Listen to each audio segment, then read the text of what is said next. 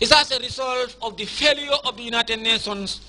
to stand on its principal mandate as it was formed in 1945 to the maintenance of peace, to the maintenance of security, to the maintenance of law and order, and also to foresee the development of the world and all human race, and His Excellency's desire and his call that all nations are equal before the United Nations. All nations are equal before the UN Security Councils, irrespective of our size, irrespective of our color, irrespective of our region, irrespective of our geographical locations. These are the advocates of President Jammeh, and this is the reason why most Western puppets, as leaders of Africa and some part of the world, they don't like President Jammeh, because it is only a leader like President Jammeh who will stand at the United Nations Security Council or who will face any world leader and tell you the truth as it is on your face.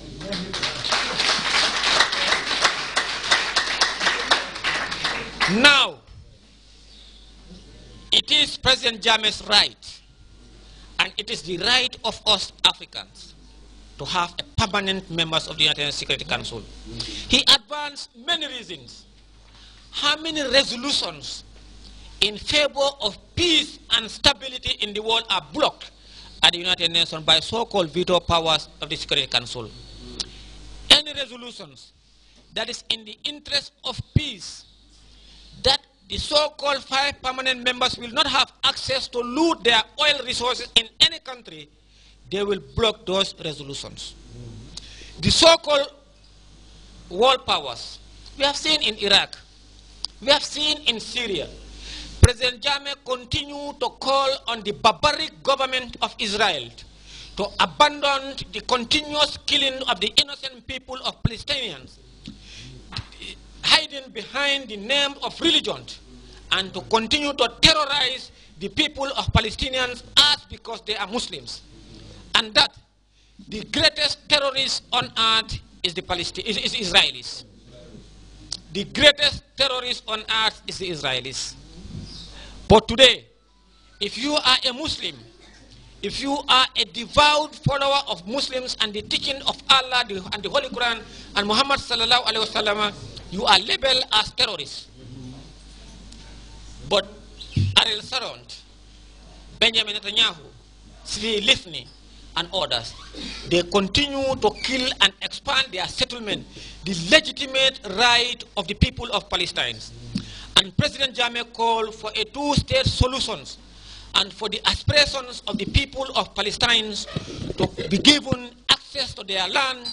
and to have their permanent state as their rightful,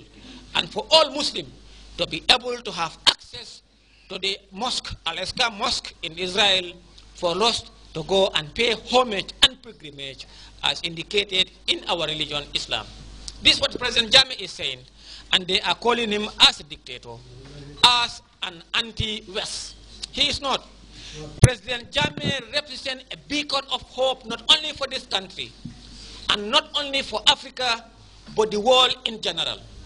And he continues to advocate for the interests of the people of Africa. It is our responsibility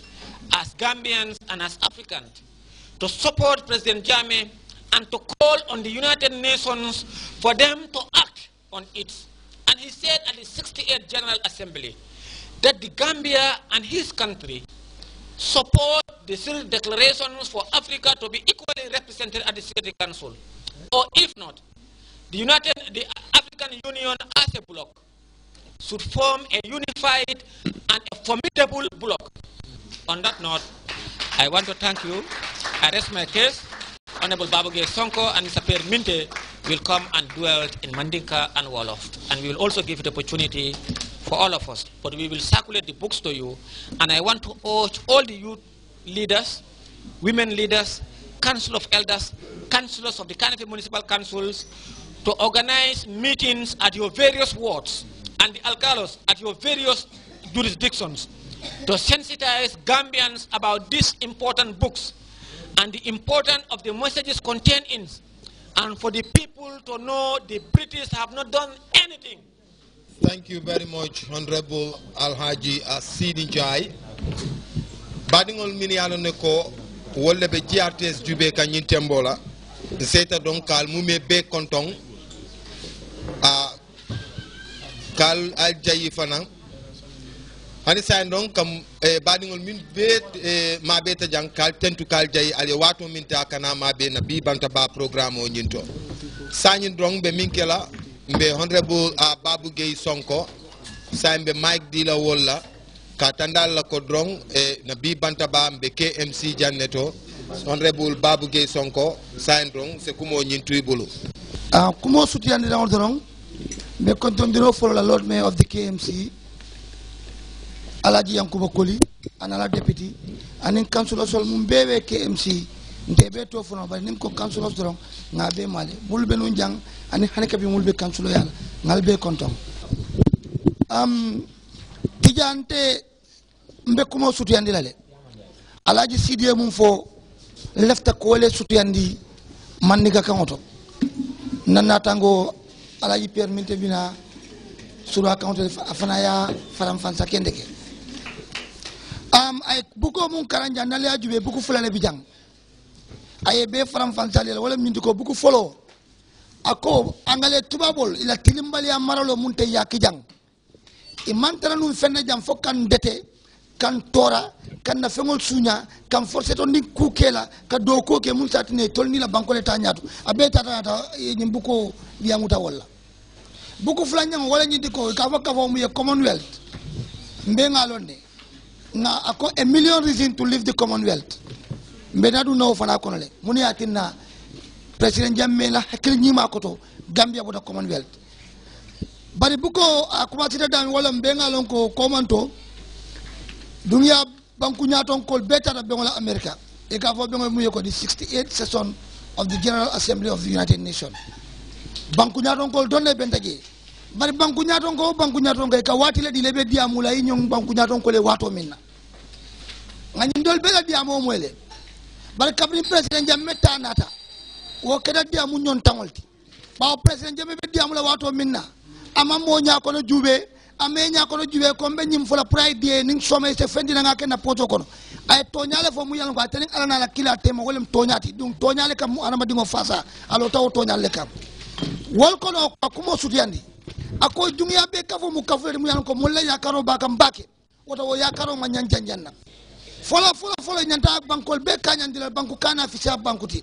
ni be la kiti teol fana salon di to nya kay kana jube ko yamane kiti teol ikana jube kitol mum fana di ataye bulol dun je mum man di kane bulol dun je dunya banku jaton ko mun kay United Nations ti dunya bankol bele kante je mul mu kafudi ngoti akoni wo boda je kelol be kelen dunya kono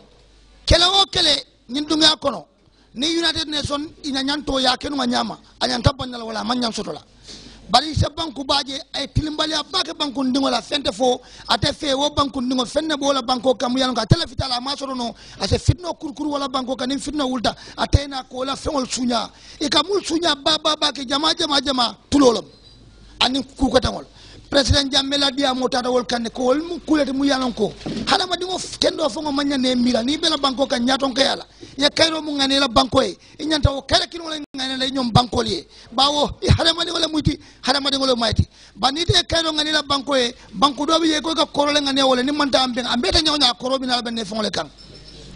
wol fana kono ako ni United Nation ni la nyantol nyanta kala nyama ila nyantol mu nyine ko len ka hala ma dingo niyo tankandi